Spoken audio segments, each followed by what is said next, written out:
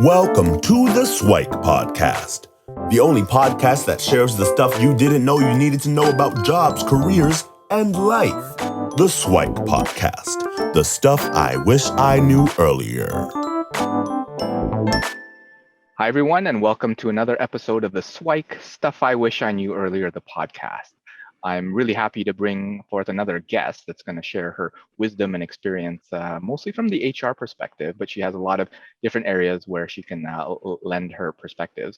But thanks, Nora, for joining us. And we'll get into a little bit more of your background. But if you can give us a little bit of a perspective of what you're doing now, and then we'll get into more of like what we were like as a kid growing up, whether you loved HR, and maybe a few parts of the road of the journey to get here. So if you can start off with a bit of what you're doing now, and then we'll get into more about your background later. Thanks, Luki. You're gonna make me go back and relive some of my childhood secrets. I'm joking. I'm currently an HR business partner at Enbridge. Been with the organization for about 3 years, and during my time at Enbridge, I've worked as an HR generalist and a talent acquisition advisor, and now as of recently, I've gotten the opportunity to be a HR business partner. That's amazing. And yeah, hopefully we don't get into the skeletons of the closet or anything that you don't want to. But I do like to give folks a bit of perspective of like how they were like kind of growing up, and oftentimes how you were as a kid might be relevant to how the audience members were growing up. And if they can draw some parallels, then it was good. So if you can kind of go back to as far back as you want to go, but like what were you like as a kid? Were you always drawn into HR? Was that always something that you wanted to do, like being people oriented, or how are you influenced by like your parents or your family or whatever around you? So getting folks a bit of perspective on that would be awesome. Sure. My experience actually as a kid and thinking about what I wanted to be when I grew up is completely different than where I actually am now. So as a young kid, I was actually very reserved and quiet, actually. Okay. I just loved the arts and getting my hands dirty in anything creative. So I had always thought that I would pursue something creative for my career. I just had a natural talent for arts. I was a great drawer, painter, and I had even gotten to the point where I learned to sew and was designing and making my own outfits.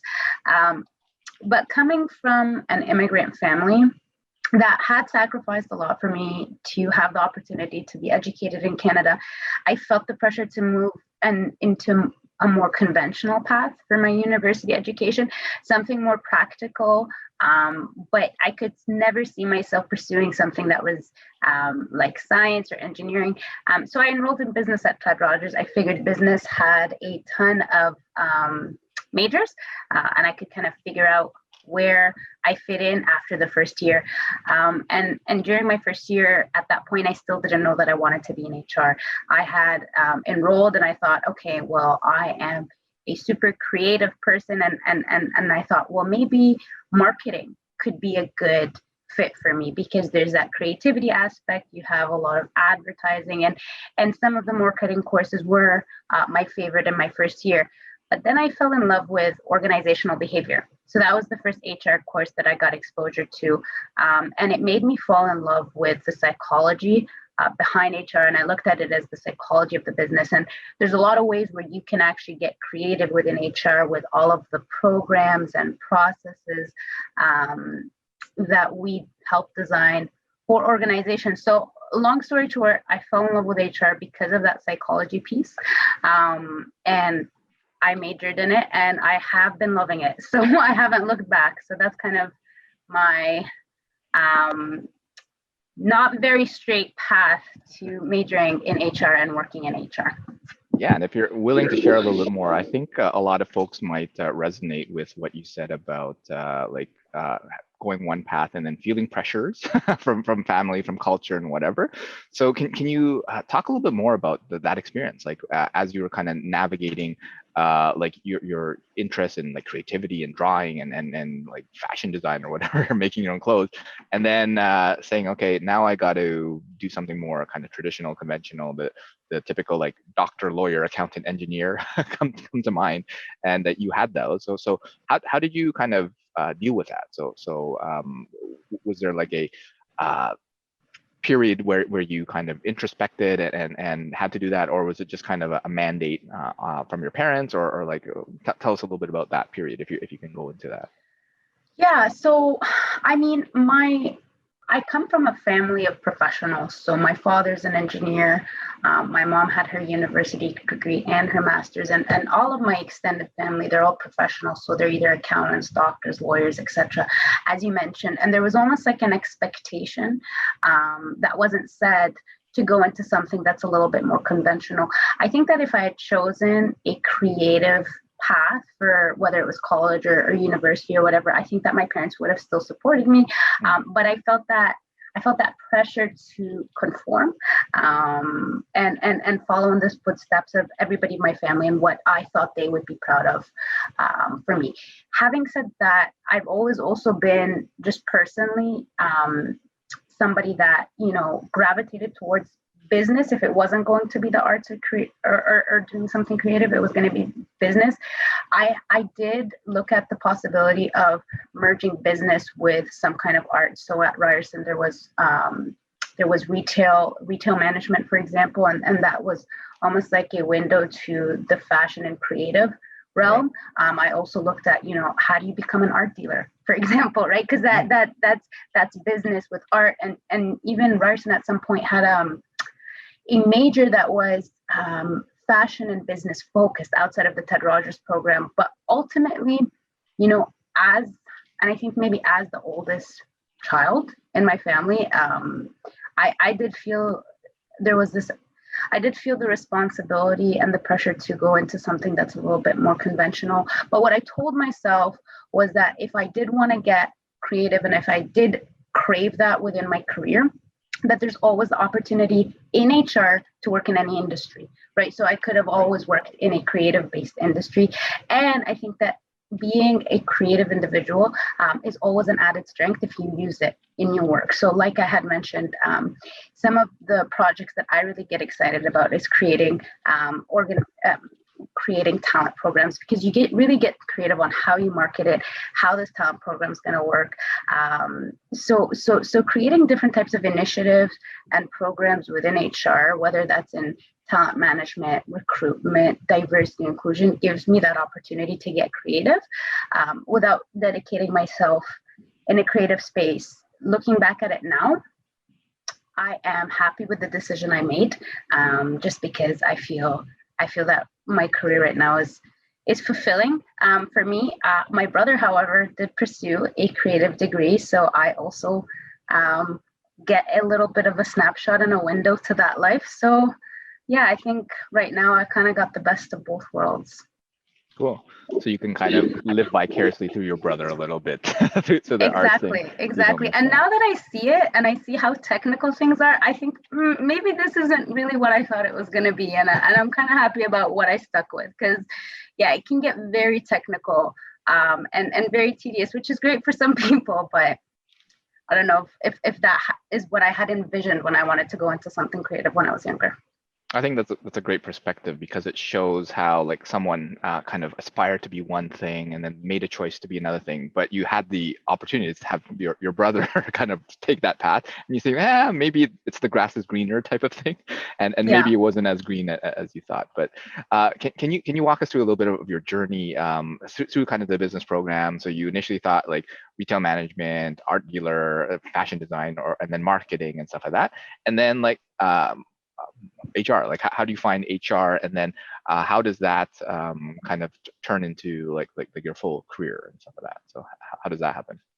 Yeah, so like I said, when I went in, I initially thought of different options before HR, and when I took that first HR course, I fell in love with the fact that a lot of people think of HR as just the people business, but it really is the psychology behind the business and the people. And for me, that was super interesting and very mentally stimulating. So I majored in HR, but my journey actually in engineering, my journey actually in Ryerson is quite a bumpy one. So when I think about my journey to where I started and how I was, there was a lot of bumps, and I'm thankful for that, because I feel like if you don't go through that, you'll never actually learn or grow. So my first year at Ryerson, actually, and this was before I majored in HR. It was actually one of the biggest failures and lessons learned in my life to date. I had just come back from where my parents are originally from, Egypt. I had spent my high school in Egypt, and I came to Toronto to Ryerson, and I was very homesick.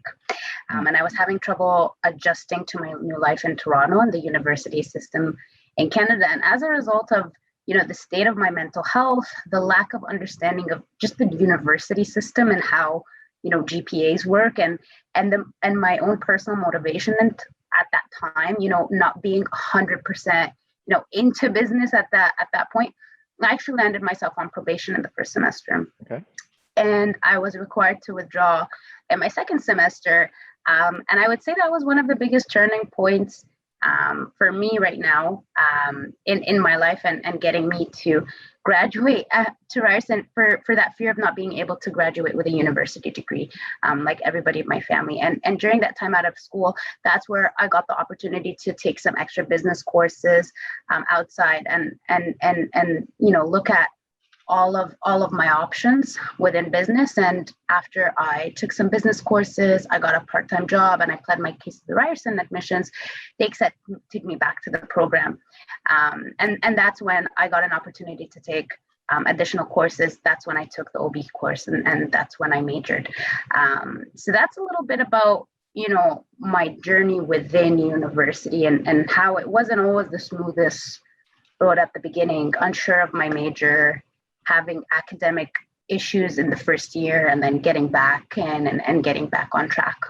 Interesting. So one thing that stuck up to me is I had a recent conversation with someone talking about part-time jobs as really a foundational element that she recommends pretty much anybody, even in university, even in high school, to have a part-time job, because it just has that kind of eye-opening effect on things. And obviously yours was in a different context, but would you kind of echo that, or would you have a different perspective in terms of how a part-time job kind of allowed you to now partake in the working world and saying, okay, this is how it is, whether it's something as simple as like retail, or like quick serve at a restaurant or something like that. But what was your experience from a part-time job perspective?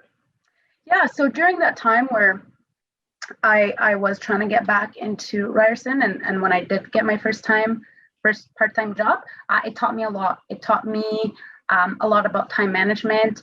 And as a kid, I've always been a shy and reserved person, and it got me out of my shell. I worked in retail and kind of got my first taste of sales.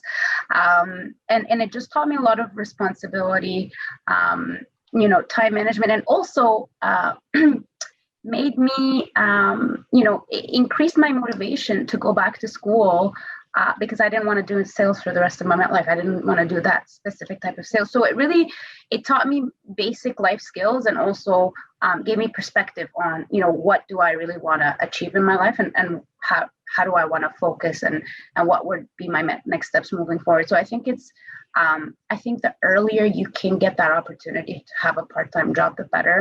If I do have children in the future, definitely will be trying to get them a part-time job even as early as high school.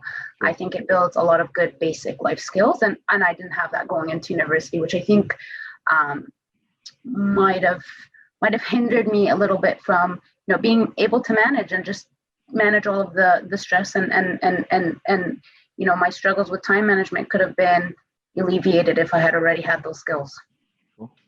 And you talked a little bit about being kind of shy and reserved during like your childhood, and then obviously the part-time job helped you get out of your shell. But was it kind of like an instantaneous I was shy one day and kind of like outgoing the next, or like how was the journey, or what were some of the helpful tidbits for folks that are kind of in that kind of reserved, more shy state?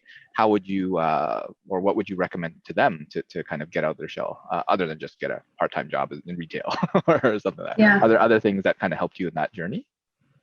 I mean, it's progressive, right? I as a child, I was very shy and reserved, and in high school, I started to open up a little bit when I found my friends group, and having that first sales job really did help me become more comfortable in speaking, publicly with people that I didn't know at all. I think it's progressive. I think that self-awareness is the first step, right? If you've identified that, you do want to get better at being able to socialize and make connections and build relationships with people that might not be in your intimate circle. I think that identifying that is the first step, and putting yourself in positions and opportunities to help you develop that a little bit further. So I noticed that I also, and to this day, always have a fear of public speaking, for example. So during university, I actively tried to participate in case competitions.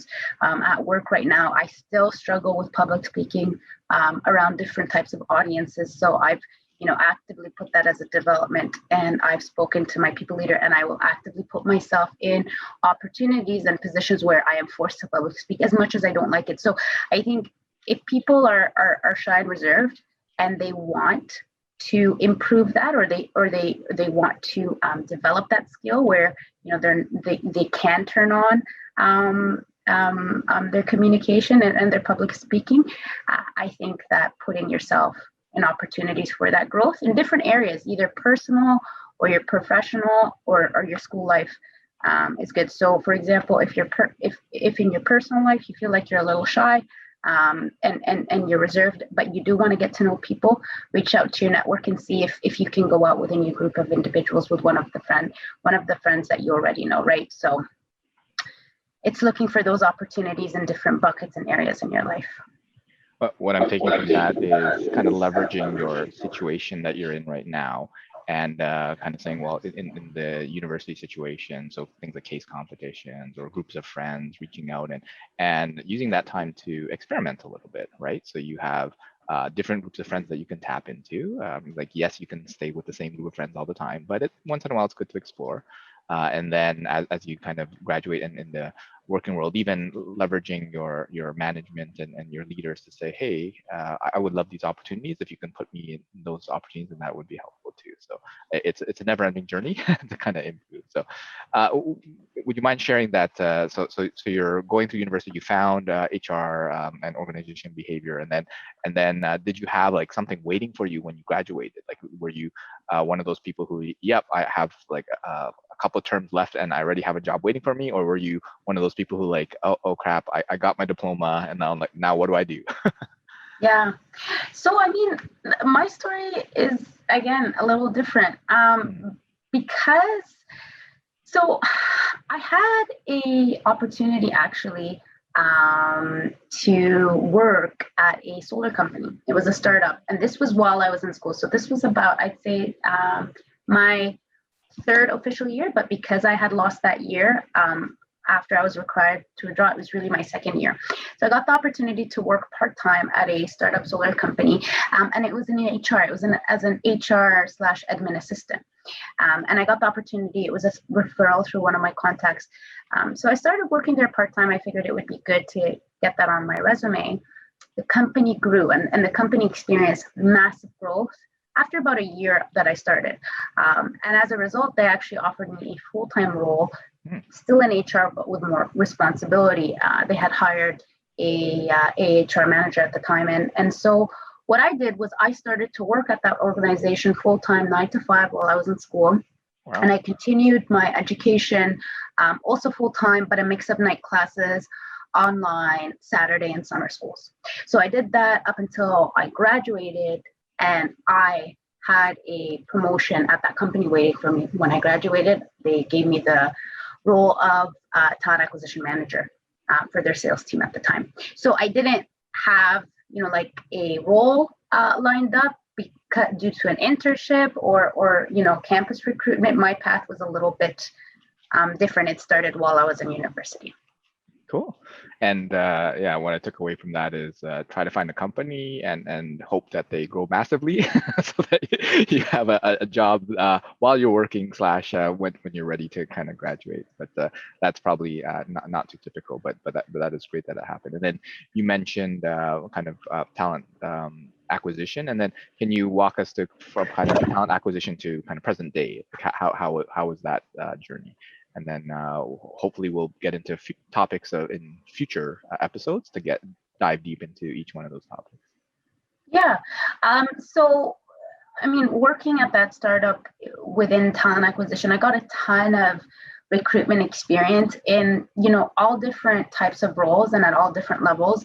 I got recruitment experience recruiting for really tough to fill roles. So, actively reaching out to passive candidates, hosting, events, trying to recruit and expand at an exponential rate nationally, because at some point that organization had grown to open up offices and locations throughout Alberta, and then some locations also in the States. So I learned a lot on how to recruit passive candidates, how to recruit for different types of roles, and how to build a scalable recruitment model.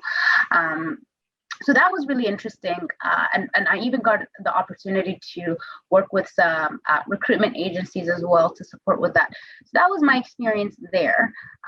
Learned a lot, definitely a lot of work, but I learned a lot. And then when I left that startup organization and joined Enbridge, which is a much larger, more established company, I also started in the recruitment department, but it was different. At that point, you aren't working for a company that is experiencing massive growth. You're working for a much more established organization, but the type of roles are different. Some roles were still equally as difficult to fill because they were in certain IT departments, or they were fulfilling certain IT implementation contracts that we had. I had also taken on the responsibility for recruitment at Enbridge for a lot of our student programs. So for example, our EIT rotational program, our co-op program, and our summer students program. Now, that, although not very fast-paced recruitment, the recruitment programs are a lot more complex. The recruitment process can be a lot more lengthy, a lot more, there's a lot more steps to it. The assessment is different. So again, learned a lot from there as well, and learned how different types of organizations and different sizes recruit differently, and their processes differently, and the interview process and the application process can completely differ, and how people tailor their approach when they're applying to different types of companies, right? And a company like Enbridge is so large that you might not be able to build a personal connection with somebody in that department that's in leadership, right? Which you want as a candidate, versus a smaller company when I was working at the solar company, it was small enough that you might actually be able to network and build a personal connection via LinkedIn with one of their executives, right? So different approaches, and I've seen candidates do different things. So it's a great learning opportunity to kind of compare and contrast the two as well. So. Cool. And then a lot of folks, when they think about HR, they say, "Oh, that's recruiting," right? And HR is obviously more than that.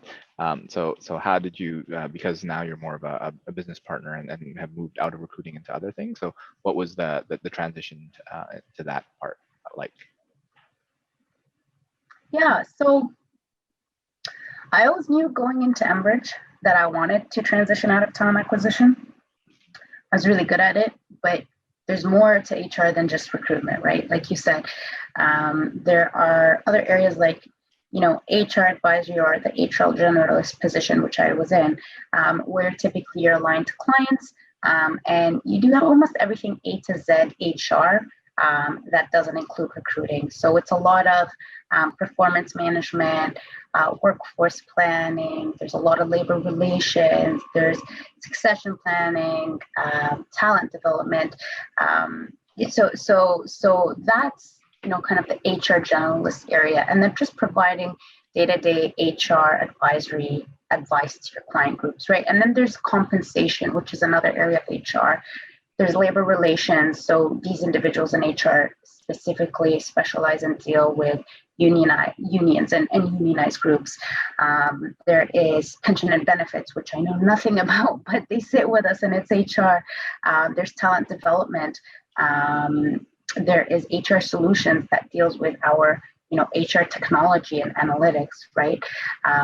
So there's so many different types of pockets within HR, and me being in talent acquisition, going into HR advisory, now the HR business partner, I don't even think that I've really touched, half of all of the different roles and groupings within HR, really. But what I'd say is, if somebody is in HR as their career, recruitment is a really good basis to have, and it's a good way to get your foot in the door, and learn a lot about your business. HR, the generalist role, is also an excellent role to get in to learn about the different types of areas within HR, because you touch it at a very surface level, and learn what you like and what you don't like.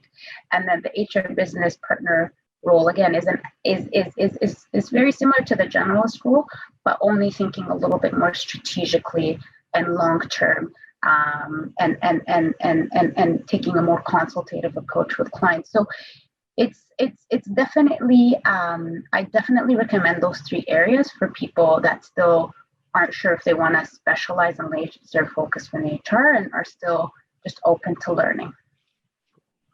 And I think that gives folks a good perspective in terms of your background and things that you've worked on in different parts of HR. Because yeah, a lot of folks say that, oh, I'm going to HR thinking it's this one small thing, but meanwhile there's so much to it, and similar to like accounting and finance and stuff. Each of them are large on their own as well. But if you could kind of give yourself a few pieces of SWIKE, the stuff I wish I knew earlier. So from your overall career perspective, you could go back and to give yourself some advice in whatever stage that you think is relevant. So maybe before kind of that first term, maybe, or maybe you wish that it still happened, and then afterwards, or what are some of the key stuff that you wish you knew earlier that you'd give yourself if you had the chance? Yeah, I'd say, there's maybe 3 points that really come to mind. One is, never give up on anything. Maintain resilience and determination. If you don't achieve something one time around, learn, adapt, and try again. That's the only real way you're gonna move forward and succeed in the face of adversity. Another thing I'd tell myself is, don't wait to make the perfect decision. Just make the best decision based on the information provided in front of you. And don't put yourself under stress and anxiety about, your future career and your next steps. It wastes a lot of energy to worry about things before they even happen, if they even happen. Rather focus that energy on learning and acquiring, the knowledge and skills that will make you more well-rounded as an individual and a professional. And through that acquisition of knowledge, you'll be able to pivot and find your way, and make the right decision for your next steps in your career. That's amazing. I think that's a lot of great and useful insights. And yeah, I think I would love to have you back on future episodes to dive deep into more things, because a lot of our audience, I'm sure, would love to pick your brain on like the student programs and summer programs and getting into that. And then maybe talking a little bit more on HR, at least the parts of HR that you've touched already, kind of like the pros and cons, what you like, what you didn't like. And it's your perspective and experience, but I think it would be useful for that. And then any other things, because I know we talked about your interest in like D&I, diversity and inclusion and things like that, and whatever other topics that might be interesting to you. So thanks so much, Nora, for coming on and sharing your insights and perspectives, and look forward to chatting a little bit more and getting to know more about you and your experiences. Thanks for having me, Luki. It's great. Take care. Thanks. Bye. Thanks for joining us on the SWIKE, Stuff I Wish I Knew Earlier, the podcast. If you like the podcast, please subscribe on iTunes, Stitcher, or wherever you found this podcast. And if you can give us a review, that would be very appreciated. Feel free to contact me on LinkedIn at Luki Danu, LUKIDANU, and the same on most social media platforms. And I look forward to hearing from you. Thanks. Bye.